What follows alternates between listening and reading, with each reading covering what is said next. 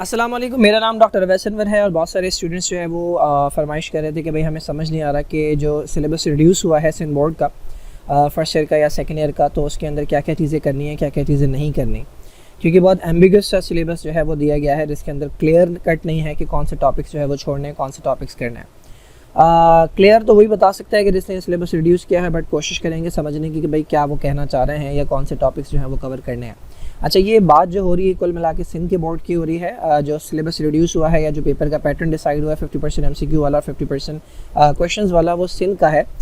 बाकी बोर्ड्स ने अभी तक अपना जो है पैटर्न है वो भी अनाउंस नहीं किया है, जो ड्यूरेशन है वो भी अनाउंस नहीं किया है। तो ओवरऑल अभी तक हम सिंध के सिलेबस की बात कर रहे हैं ना। इस वीडियो के अंदर फर्स्ट ईयर का सिलेबस जो है वो डिस्कस करते हैं, एंड द नेक्स्ट वीडियो के अंदर सेकेंड ईयर की बात करेंगे। बेहतर यह है कि बुक अपने सामने रख लें, बुक के अंदर से देखते जाएं कि क्या क्या चीज़ें जो है वो कवर करनी है। तो ये हमारे पास पहला चैप्टर है बायोलॉजी के नाम से। अच्छा, अब इसके अंदर अगर आप देखें तो बायोलॉजी और इसकी मेजर फील्ड जो है ना, ये एक प्रॉपर हेडिंग है और इस हेडिंग का जो नंबर है वो है 1.1। ठीक है, तो ये हेडिंग नंबर 1.1 है, ये आपने करनी है। अब देखिए जहाँ पर भी ये 1.1 ख़त्म होगी ना, अच्छा इसके अंदर ना सब हेडिंग्स भी होती हैं। फ़िलहाल तो इसके अंदर कोई सब हेडिंग नहीं है, जैसे कि 1 जो है ना, ये समझ लें ये मेन हेडिंग है और फिर 1.1 होगी। इवन इसके अंदर भी ऐसा हो सकता है कि 1.1 के बाद एक और 1 हो, ठीक है, या 1.12 हो। तो जितनी भी हेडिंग्स इसके अंडर आएंगी अकॉर्डिंग टू मी, मेरे ख्याल में जो है वो आपको सारी कवर करनी पड़ेंगी। फ़िलहाल जो है ये एक ही हेडिंग है 1.1 के नाम से, बायोलॉजी और इसकी मेजर फील्ड। इसके अंदर ब्रांचेस दी हुई हैं सारी, उन तमाम ब्रांचेस की डेफिनेशन जो है ये आपने करनी है। सेकेंड, अगर आप देखें तो जो लेवल्स हैं बायोलॉजिकल ऑर्गेनाइजेशन के, जो कि इसके बाद ही आता है, ये हेडिंग है 1.2। ठीक है, तो ये 1.2 जो है इसके अंदर बात एटम से स्टार्ट होगी और एटम से स्टार्ट होने के बाद ये सब एटॉमिक पार्टिकल से स्टार्ट होने के बाद ये बायोस्फीयर तक जाएगी। तो ये पूरा एक चार्ट है और इसके अंदर हर टाइटल की जो है वो डेफिनेशन है, ये आपने कवर करनी है। अब इसके बाद का जितना भी है जिसके अंदर कुरानिक वो है आयत्स हैं, इसके अलावा फाइलेटिक लीनिएज है या बायोलॉजिकल मेथड है या फिर एप्लीकेशंस ऑफ बायोलॉजी है, वो सारा का सारा आपने छोड़ देना है। तो बस ये 1.1 और 1.2 जो है ये आपने कवर करने हैं फर्स्ट चैप्टर से। अब आ जाते हैं सेकंड चैप्टर के ऊपर, बायोलॉजिकल मॉलिक्यूल के ऊपर। तो बायोलॉजिकल मॉलिक्यूल जब आप स्टार्ट करते हैं तो शुरू के अंदर आपको इंट्रोडक्शन दिया हुआ है जो कि 2.1 है। तो 2.1 आपने नहीं करना, इंट्रोडक्शन टू बायोकेमिस्ट्री जो है वो नहीं करना। अच्छा, उसके बाद अगर आप देखें तो इसके अंदर सेक्शन आता है 2.1.1 जिसके अंदर केमिकल कंपोजिशन दी हुई है सेल की, ये भी इसके अंदर इंक्लूडेड नहीं है। कहानी जो स्टार्ट होती है वो स्टार्ट होती है 2.1.2 से। ठीक है, तो relationship between structure and function of molecule ये छोटा सा है, ठीक है, जो कि 2.1.2 करके हेडिंग दी हुई है बुक के अंदर। तो ये छोटा सा है कि जिसके अंदर सिर्फ नाम बताए हुए हैं प्रोटीन्स के, कार्बोहाइड्रेट के, लिपिड के, न्यूक्लिक एसिड के। अच्छा, इसमें स्टूडेंट्स को कन्फ्यूजन था कि क्या इसके अंदर सब कुछ करना है, प्रोटीन पूरा करना है, कार्बोहाइड्रेट पूरा करना है। तो वो पूरा नहीं करना। अगर पूरा करना होता तो आपको अलग से मेंशन किया जाता कि आपने ये करना है, या फिर अगर इसी के अंदर प्रोटीन, कार्बोहाइड्रेट, लिपिड दिए जाते तो आपको करना होता। लेकिन चूंकि इसके बाद अगली जो हेडिंग है वो है वाटर की, और वाटर के ऊपर जो नंबर डला हुआ है वो है 2.2। तो चूंकि यहाँ पे वाटर मेंशन नहीं है, इसका मतलब आपने 2.2 नहीं करना। तो यानी रिलेशनशिप वाला जो टॉपिक है, relationship between structure and function of molecule, ये मेरे ख्याल में 4-5 लाइंस का दिया हुआ है, बस ये टॉपिक है जो करना है। इसके बाद एक चार्ट दिया हुआ है जो कि केमिकल कंपोजिशन का है। चूँकि केमिकल कंपोजिशन आपने नहीं करनी थी तो वो केमिकल कंपोजिशन वाला चार्ट भी नहीं करना, सिर्फ और सिर्फ ये 5-6 लाइनों की एक टॉपिक है रिलेशनशिप वाला, ये करना है। इसके बाद वाटर का टॉपिक है 2.2, ये भी छोड़ देना है। उसके बाद आता है 2.3 करके आपका वाटर की जितनी भी प्रॉपर्टीज़ हैं 2.2 के अंदर जितना भी आ रहा है, 2.2.1 भी, वो भी छोड़ देना है। देन ऑर्गेनिक मॉलिक्यूल की एक हेडिंग डली हुई है, उस ऑर्गेनिक मॉलिक्यूल का जो नंबर है वो है 2.3, 4 लाइनों की ये टॉपिक है। उसके बाद है सिंथेसिस ऑफ मॉलिक्यूल, ये है 2.3.1, ये पूरा करना है। और उसके बाद है 2.3.2 करके इसी पेज के ऊपर ये टॉपिक्स दिए हुए। बस इसके बाद स्टार्ट होता है क्या, कार्बन का नंबर है 2.4। यहाँ से आगे पूरा आपने छोड़ देना है, ये पूरा चैप्टर यहाँ से आगे शामिल नहीं है ना। 2.4 करना है। उसके बाद कहानी आती है 3 की। 3 जो है ये आपका बायोलॉजिकल मॉलिक्यूल है, आई थिंक 3 ही डला हुआ है इसके ऊपर। तो ये पूरा छोड़ देना है। इसके अंदर 1 2 3 4 करके प्रोटीन दिया है, कार्बोहाइड्रेट दिया, लिपिड दिया, न्यूक्लिक एसिड दिया, वो सारा का सारा छोड़ देना। और इसके बाद कॉन्जुगेटेड मॉलिक्यूल्स भी नहीं करना। ठीक है, बस यही है जो कि इस चैप्टर के अंदर करना है। इसके बाद आ जाते हैं चैप्टर नंबर 3 के ऊपर। चैप्टर नंबर 3 जो है ये एंजाइम से रिलेटेड है। अब अगर इस एंजाइम वाले चैप्टर को आप खोलेंगे तो पहली जो हेडिंग दी हुई है वो है 3.1, ये है एक्टिवेशन एनर्जी की, ये नहीं करना। उसके बाद जो दूसरी हेडिंग दी हुई है वो है कैरेक्टरिस्टिक्स ऑफ एंजाइम, ये करना है आपने। 3.2 जो है ये आपने करना है, 3.1 जो है ना ये आपने नहीं करना। एंजाइम की डेफिनेशन जो है ना ये अगर आप उठा लें, एंजाइम की डेफिनेशन आपको शायद मिल जाएगी फर्स्ट चैप्टर के ऊपर ही, फर्स्ट पेज के ऊपर ही, पेज नंबर 42 के ऊपर ही। तो एंजाइम की डेफिनेशन वहाँ से उठा लें, लेकिन कैरेक्टरिस्टिक्स जो है ना ये आपको 3.2 में मिलेंगे। तो 3.1 वाला जो टॉपिक है एक्टिवेशन ऑफ एनर्जी वाला, इसको छोड़ दें। उसके बाद 3.2 के बाद जब आप नेक्स्ट आते हैं तो मोड ऑफ एक्शन है। अब चूँकि मोड ऑफ एक्शन जो है ना वो 3.2.1 है, तो चूँकि 3.2 की ही सब हेडिंग है तो ये आपने करना होगा। तो 3.2.1 जो है मोड ऑफ एक्शन, ये इसी के अंदर आएगा, समझे, कैरेक्टरिस्टिक्स के साथ ही करना है, ठीक है। इसके बाद आता है टाइप्स ऑफ एंजाइम। अब टाइप्स ऑफ एंजाइम जो है वो है 3.3। चूँकि टाइप्स ऑफ एंजाइम 3.3 है, ये अलग टॉपिक है, तो ये आपने नहीं करना। इसके बाद नेक्स्ट आता है फैक्टर्स अफेक्टिंग। फैक्टर्स अफेक्टिंग जो है ये है 3.4, इसके ऊपर जो नंबर डला है वो 3.4 है। तो यहाँ से लेकर आगे चैप्टर के एंड तक आपने पूरा टॉपिक करना है, फैक्टर अफेक्टिंग एंजाइम एक्टिविटी, ठीक है जी। नेक्स्ट आ जाते हैं चैप्टर नंबर 4 के ऊपर। चैप्टर नंबर 4 जो स्टार्ट होता है वो होता है cell as basic unit of life से। एग्जैक्ट यही हेडिंग डली हुई है और इसका जो नंबर है वो है 4.1। तो 4.1 आपने करना है। अब देखें 4.1 जो है ना ये पूरा करना है। पूरा करने का मतलब ये है कि 4.1.1, चूँकि ये 4.1 का पार्ट है, ये है इमर्जेंस ऑफ सेल थ्योरी, ये इन्होंने अलग से दिया हुआ है, ये करना है।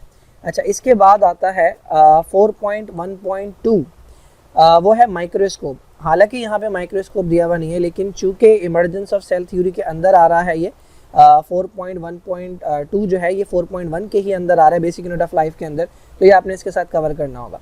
सिमिलरली 4.1.3 जो दिया हुआ है, मेरे ख्याल में, मैं श्योर नहीं हूँ, बट मेरे ख्याल में चूँकि मेन हेडिंग का नाम दिया हुआ है तो आपको ये कवर करनी पड़ेगी, ठीक है ना। इसके बाद है आपका 4.1.3, ठीक है, 4.1.3 जो कि आपका है टेक्निक्स टू आइसोलेट। चूँकि ये 4.1 के अंदर ही आ रहा है तो ये भी करना पड़ेगा, जिसमें सेल्फ फ्रैक्शनेशन का टॉपिक है। और उसके बाद है 4.1.4 जो कि यूकैरियोट और प्रोकैरियोट का डिफरेंस है, ये भी कवर करना पड़ेगा। तो ये 3-4 छोटे छोटे टॉपिक्स हैं जो कि 4.1 की हेडिंग के अंदर आ रहे हैं, तो अकॉर्डिंग टू मी ये कवर करना पड़ेगा। आप ना करें वो आपकी मर्जी है, बट मेरे ख्याल में ये करना चाहिए आपको। ये चैप्टर तो पूरा ही समझे दिया हुआ है इन्होंने। उसके बाद आता है यूकैरियोटिक सेल। अब ये यूकैरियोटिक सेल की जो हेडिंग है ये 4.2 की है, यानी 4.2 के अंदर जितनी भी चीज़ें आएंगी वो आपने कवर करनी है। 4.2 के अंदर क्या आ रहा है? 4.2 के अंदर आ रहा है प्लाज्मा मेम्ब्रेन, जो कि 4.2.1 करके दिया हुआ है, ये कवर करना है। अच्छा, इसके बाद आता है इसके अंदर ये पूरा टॉपिक दिया हुआ है जिसके अंदर इसकी पूरी ट्रांसपोर्ट बताई हुई है। उसके बाद आता है 4.2.2 करके दिया हुआ है सेल वॉल, तो सेल वॉल इसके अंदर आएगा, ठीक है। यहाँ पर आकर ये टॉपिक ख़त्म हो जाता है। न्यूक्लियस का जो टॉपिक है वो है 4.3, तो ये 4.3 नहीं दिया हुआ, मेरे ख्याल में ये वाहिद टॉपिक है जो इसके अंदर छोड़ा गया है। इसके बाद आता है 4.4 जो कि साइटोप्लाज्मिक ऑर्गेनल है या मेम्ब्रेन्स, ये पूरा मेम्ब्रेन सिस्टम, ये साइटोप्लाज्मिक ऑर्गेनल करके पूरा टॉपिक दिया हुआ है। सो दिस इज़ 4.4, ठीक है। अब ये 4.4 यहाँ से स्टार्ट होता है, इसके सब पार्ट्स हैं 1 2 3 4 करके, जिसके अंदर सारे ऑर्गेनल्स आते हैं। अकॉर्डिंग टू मी ये आपने पूरा करना है, अकॉर्डिंग टू मी। बट मेरे ख्याल में इतना बड़ा अगर ये पूरा दे देंगे तो ये पूरा जो वो है चैप्टर है वही इंक्लूड हो जाएगा, क्योंकि ये सारे के सारे जो है ये इसी हेडिंग के अंडर आ रहे हैं। तो अगर ये हटा दें तो साइटोप्लाज्म और साइटोप्लाज्मिक ऑर्गेनल और मेम्ब्रेन सिस्टम ये अलग से इतना बड़ा टॉपिक बनता नहीं है। तो ये कन्फ्यूजन मुझे भी है कि अगर छोड़ें या ना छोड़ें। खैर फ़िलहाल आगे देखते हैं। बट अगर आप पॉइंट्स वाले शामिल करेंगे तो फिर तो समझिए ये पूरा चैप्टर ही है, सिवाय न्यूक्लियस वाले टॉपिक के सब कुछ दे दिया। और अगर हम पॉइंट्स वाले टॉपिक हटा दें तो आपको ये नहीं करना होगा माइक्रोस्कोप वाला, ठीक है। आपको प्रोकैरियोट्स यूकैरियोट्स नहीं करना होगा और सेल्फ फ्रैक्शनेशन नहीं करना होगा, ठीक है। इसके अंदर भी अगर आप देखें यूकैरियोटिक सेल में तो खाली यूकैरियोटिक सेल की डेफिनेशन करनी होगी, और उसमें तो कुछ है ही नहीं यार यूकैरियोटिक सेल की डेफिनेशन नहीं। मेरे ख्याल में पॉइंट्स वाले आपको करने पड़ेंगे, जो भी सब हेडिंग है, ठीक है। जैसे कि 4.2 अगर है तो 4.2 के बाद अगर 0.1 दिया हुआ है, 0.2 दिया हुआ है, तो ये सारे के सारे आपको इसी के अंदर करने पड़ेंगे। खैर आगे चलते हैं, आगे देखते हैं, शायद कुछ बेहतर हो जाए। चैप्टर नंबर 5 के अंदर आते हैं वैरायटी ऑफ लाइफ के अंदर। तो वैरायटी ऑफ लाइफ जो स्टार्ट होता है वो स्टार्ट होता है आपके किससे, क्लासिफिकेशन से। क्लासिफिकेशन की जो हेडिंग है वो है 5.1, ठीक है। तो इन्होंने क्लासिफिकेशन की हेडिंग नहीं दी हुई, इन्होंने नीड एंड बेसिस की हेडिंग दी हुई है। तो ये आता है 5.1.1। अब देखिए जहाँ पर इन्होंने सब हेडिंग दे दी ना, तो इसका मतलब सिर्फ वही करनी है। जहाँ पर मेन हेडिंग का टॉपिक दिया हुआ है तो फिर उसके अंडर जितना भी आएगा शायद वो पूरा करना होगा। तो सब हेडिंग दी हुई है, सब हेडिंग का मतलब है सिर्फ यही करना है। तो वो है need and bases of biology classification. ये भी काफ़ी लंबा है, इसके अंदर वो चारों चीज़ें आ जाती हैं। अच्छा देन दूसरी चीज़ जो दी हुई है इन्होंने, अब देखें सब हेडिंग अलग अलग करके दी हुई है। सब हेडिंग के अंदर जो दूसरी दी हुई है वो है concept of hierarchy. Concept of hierarchy जो है ये है 5.1.2। तो ये आपने पूरा करना है, जिसके अंदर बताया हुआ है कि स्पीशी किसे कहते हैं, जीनस किसे कहते हैं, ठीक है। इसके बाद नेक्स्ट आती है 5.1.3। अब ये सारी अलग अलग करके हेडिंग दी हुई है। 5.1.3 ये है 2 to 5 kingdom series. 2 to 5 kingdom system जो है ये 5.1.3 है। तो ये कवर करना है आपने। अब तक तो इसके अंदर समझे पूरा ही चल रहा है। इसके बाद नेक्स्ट क्या दिया हुआ है भाई, वायरस। ये 2 to 5 किंगडम जो है ना, ये स्टार्ट होता है पेज नंबर 83 से और ये जाता है आपके पेज नंबर 86 तक। इसके बाद वायरस आ जाता है, ठीक है। वायरस का जो टॉपिक है वो है 5.2। अब इसका मतलब ये है कि 5.2 के अंदर जो कुछ है वो आपने करना है। तो डिस्कवरी को अगर आप देखें तो डिस्कवरी का नंबर है 5.2.1। कैरेक्टरिस्टिक्स का जो नंबर है वो है 5.2.2। ये पूरा करना है आपने। ऑलमोस्ट पूरा ही दिया हुआ है, सब कुछ ही दिया हुआ है। स्ट्रक्चर का जो नंबर है वो है एच का नंबर मेरे पास क्लियर नहीं है, ये इसी के अंदर आ रहा है, इसके कैरेक्टरिस्टिक के अंदर ही आ रहा है। क्लासिफिकेशन अलग से दी हुई है, ठीक है। ये नंबर 3 के अंदर आ रहा है, ये भी कवर करना है। क्लासिफिकेशन के अंदर वो सारी आ जाएंगी, आरएनए वायरस कौन होते हैं, डीएनए वायरस कौन होते हैं, ये सारी की सारी क्लासिफिकेशन इसके अंदर आ जाएगी। अच्छा उसके बाद आ जाते हैं 5.2.3 के ऊपर, ठीक है। ये चैप्टर मेरे ख्याल में पूरा ही दिया हुआ है। 5.2.3 ये है लाइफ साइकिल और बैक्टीरियोफेज। तो ये लाइटिक साइकिल, लाइसोजेनिक साइकिल, ये पूरा करना है। क्या छोड़ा है इसके अंदर, वायरॉइड्स एंड प्रियॉन्स, क्योंकि वायरॉइड्स एंड प्रियॉन्स जो हैं इनका नंबर है 5.2.4। ये अलग से नहीं दिया हुआ इन्होंने वायरॉइड्स एंड प्रियॉन्स, तो ये आप छोड़ सकते हैं, बहुत बड़ी बात है। इसके बाद 5.2.5 है जो कि एनिमल डिजीज़ हैं, ये आपने पूरा करना है, ठीक है। इसके अंदर डिफरेंट एनिमल डिजीज़ दी हुई हैं और वो किस वायरस से होती हैं वो दिया हुआ है। इसी के अंदर कवर हो जाएगा आपका प्लांट डिजीज़ भी, चूँकि प्लांट डिजीज़ भी इसी का टॉपिक है। वायरल डिजीज़ के नाम से ये टॉपिक है। 5.2.5 वायरल डिजीज़ के नाम से है। उसके अंदर एनिमल डिजीज़ का जो नंबर है वो है 1 करके 5.2.5 का 1। तो ये एनिमल डिजीज़ है, तो खाली एनिमल डिजीज़ करनी है, प्लांट डिजीज़ क्या नेक्स्ट में दी हुए नहीं, तो प्लांट डिजीज़ नहीं करनी, ठीक है। ये इतना एहसान कर दिया इन्होंने। इसके अलावा एड्स का जो टॉपिक है वो है 5.2.6, वो छोड़ दें, ठीक है। और जो हेपेटाइटिस का टॉपिक है 5.2.7 होगा, ये छोड़ दें। हाँ 5.2.7 है, ये छोड़ा है इन्होंने। तो कुल मिला के इस चैप्टर से जो छोड़ा है वो है वायरॉइड्स एंड प्रायॉन्स। इसके अलावा प्लांट डिजीज़ जो कि एक छोटा सा टॉपिक था। इसके अलावा एक वो छोड़ा है क्या कहते हैं, एड्स, और इसके अलावा एक हेपेटाइटिस, ठीक है जी। नेक्स्ट आ जाते हैं चैप्टर नंबर 6 के ऊपर। अच्छा भाई, चैप्टर नंबर 6 जो स्टार्ट होता है वो होता है 6.1 से। 6.1 जो है ना, ये मेन हेडिंग है जो कि बैक्टीरिया के नाम से। अब उसके अंदर जो सब हेडिंग है वो है 6.1.1, 6.1.1 जो कि डिस्कवरी की है। सिमिलरली 6.1.2 जो है ये स्ट्रक्चर की है, ये करनी है। उसके बाद क्या है भाई, शेप्स। देखिए अब शेप्स की जो है शेप जो है वो इसी के अंदर आ जाता है। शेप की अलग से हेडिंग आई थिंक नहीं है, फॉर्म या शेप्स की अलग से हेडिंग नहीं है, मैं देख लेता हूँ। एक तो पेजेस जो हैं, हाँ अलग से हेडिंग नहीं है, तो शेप्स वाला जो टॉपिक है वो छोड़ दिया इन्होंने। उसके बाद आ जाएँ स्ट्रक्चर के बाद, स्ट्रक्चर की हेडिंग थी 6.1.2, 6.1.2। इसके बाद शेप्स को छोड़ दिया। शेप्स के अलावा इन्होंने डाइवर्सिटी को छोड़ दिया जो कि 6.1.3 है। नहीं, एक मिनट, शेप्स उसी में आएगा, स्ट्रक्चर के अंदर ही आएगा। 6.1.2 के अंदर शेप्स इन्होंने अलग से लिखा नहीं है, लेकिन चूंकि वो इसी के अंदर शामिल है। 6.1.2 पूरा नहीं होता यहाँ पे, खाली स्ट्रक्चर जो है प्लाज्मिड तक कंप्लीट नहीं होता। फॉर्म या शेप्स जो है ना स्ट्रक्चर के अंदर ही आती हैं, तो आपने इसी के साथ करना है। 6.1.3 जो है ना वो डाइवर्सिटी है, तो डाइवर्सिटी छोड़ दिया। 6.1.4 जो है वो अकरेंस है। 6.1.3 छोड़ा है, 6.1.4 छोड़ा है, ये अकरेंस है, ये भी छोड़ दिया। इसके बाद आती है बात 6.1.5 की, जो कि न्यूट्रिशन है। ये पूरा टॉपिक है जिसके अंदर फोटो सिंथेटिक और कीमोसिंथेटिक बैक्टीरिया होते हैं। उसके बाद रेस्पिरेशन है जो कि 6.1.6 है, ये पूरा करना है। और 6.1.6 के बाद लोकोमोशन का टॉपिक है, वो छोड़ दिया, 6.1.7 छोड़ा है। देन ग्रोथ का टॉपिक है 6.1.8, ये छोड़ दिया, ठीक है। उसके बाद रिप्रोडक्शन का टॉपिक दिया है 6.1.9, ठीक है। तो यहाँ तक की बात हो गई बैक्टीरिया से रिलेटेड। अच्छा, उसके बाद अच्छा रिप्रोडक्शन के अंदर ये सेक्सुअल दोनों आ जाएंगे, तो जेनेटिक रिकॉम्बिनेशन इसी के अंदर शामिल है। इसके बाद आता है आपका इम्पोर्टेंस का टॉपिक छोड़ दिया, ठीक है। इम्पोर्टेंस का जो टॉपिक है वो है 6.2, तो 6.2 जो है ये पूरा छोड़ा है बैक्टीरिया के टॉपिक के अंदर। कंट्रोल ऑफ बैक्टीरिया भी इसी के अंदर आता है 6.2.2 करके। इम्पोर्टेंस जो है वो 6.2.1 करके थी, ये छोड़ दिया। इम्यूनाइजेशन का टॉपिक 6.3 है, वो छोड़ दिया, ठीक है। Use and miss use of antibiotic 6.4 है, वो छोड़ दिया।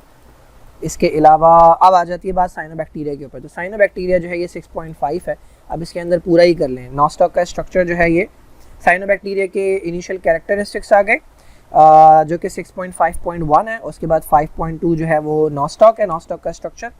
और इसके बाद न्यूट्रिशन, रिप्रोडक्शन एंड इंपॉर्टेंस, तो ये छोटा टॉपिक है, ये पूरा आ जाएगा। तो यहाँ पे चैप्टर नंबर 6 कंप्लीट हो जाता है। तो देयर आर मल्टीपल टॉपिक्स, ये पूरी लिस्ट है टॉपिक्स की जो कि इसके अंदर छुड़वाए गए हैं, ये आपने कवर नहीं करने रिड्यूस सिलेबस के अंदर। चैप्टर नंबर 7 वैसे तो खुद ही छोटा सा चैप्टर है, बट देख लेते हैं।